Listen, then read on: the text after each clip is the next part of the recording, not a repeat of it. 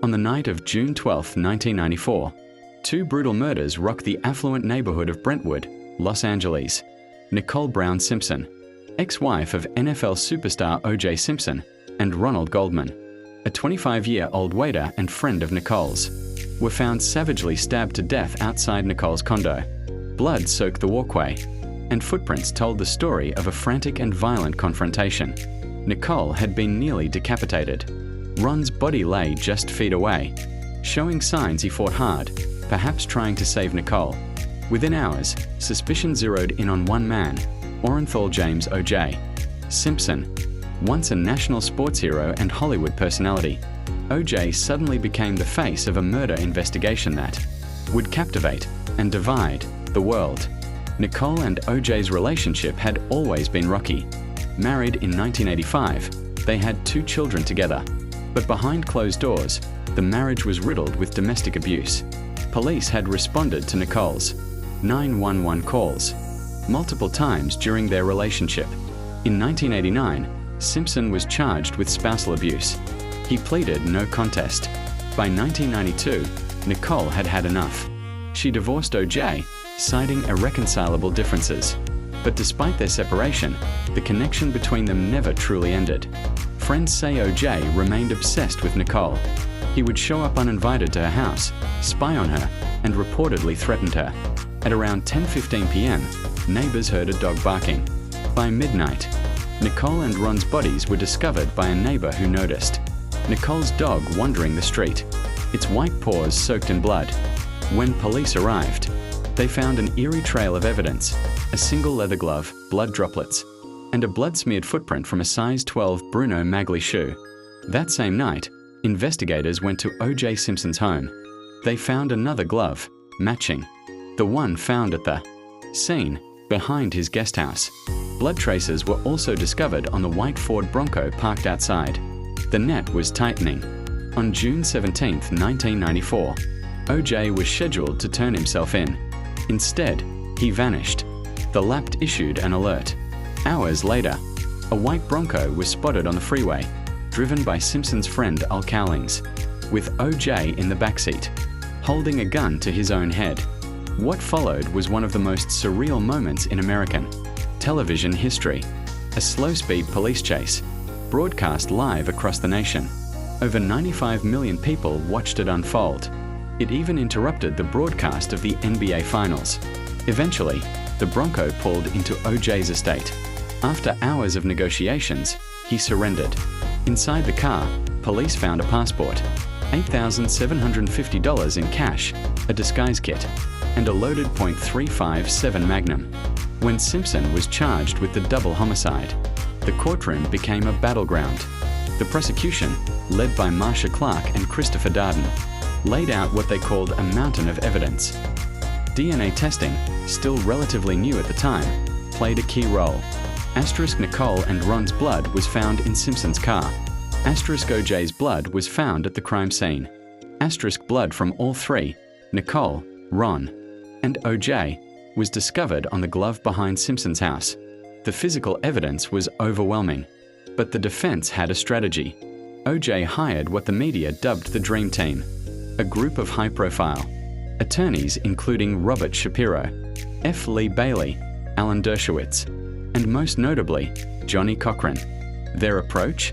Shift the focus from the crime to police misconduct, racism, and reasonable doubt.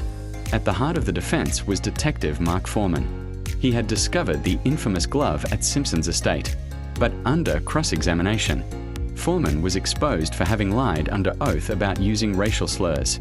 The defense pounced. If Foreman lied about that, could he have planted evidence? Was this a frame job? The trial became less about whether O.J. did it and more about whether he could receive a fair trial in a racially biased system.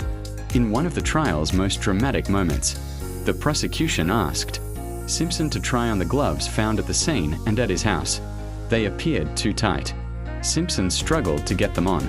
Johnny Cochran seized the moment, uttering the now legendary line, "If it doesn't fit, you must acquit." The line resonated with the jury. Despite the blood evidence, despite the history of abuse, and despite the timeline that painted a damning picture, The jury deliberated for just 4 hours before delivering their verdict. Not guilty. The courtroom erupted. Outside, reactions split sharply along racial lines. Polls showed that most white Americans believed O.J. was guilty, while most black Americans celebrated the verdict. Not necessarily because they believed in Simpson's innocence, but because they saw it as a victory against a justice system that had long oppressed them. Though acquitted in criminal court, Simpson was later sued by the families of Nicole Brown and Ron Goldman in a civil wrongful death lawsuit. In 1997, the jury found Simpson liable and ordered him to pay $33.5 million in damages. It was a symbolic victory for the victims' families. Years later, in 2007, O.J. was arrested in Las Vegas for an armed robbery involving sports memorabilia. This time, he was found guilty and sentenced to 33 years in prison. Many believed this was karmic justice. He served 9 years before being granted parole in 2017.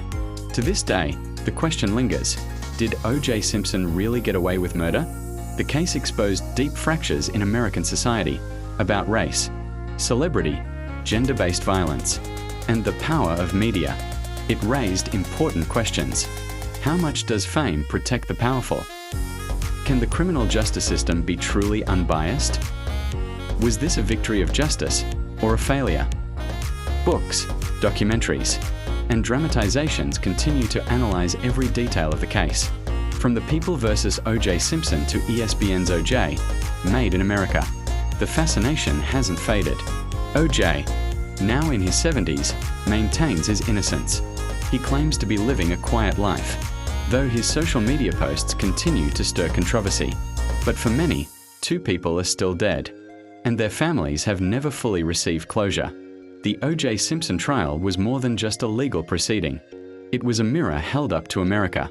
It revealed our fears, our divisions, and the uncomfortable truths about race, class, and justice. Nicole and Ron's lives are too often overshadowed by the spectacle. They were more than just victims of a media circus. They were real people, taken too soon. The trial gave rise to a new era of tabloid journalism. It helped define reality TV. It showed how courtrooms could become entertainment, and how narratives could be shaped not just by evidence, but by performance, race, and public opinion. Justice isn't always black and white, and in the court of public opinion, verdicts can last far longer than life sentences. He walked out of the courtroom, a free man, but the question remains: was it justice, or just the power of fame at work? Let us know what you think in the comments below. Do you believe O.J. Simpson was guilty, or did the system work the way it should? Because sometimes, the truth isn't in the verdict, it's in the questions we still ask. And don't forget to hit the like and subscribe button.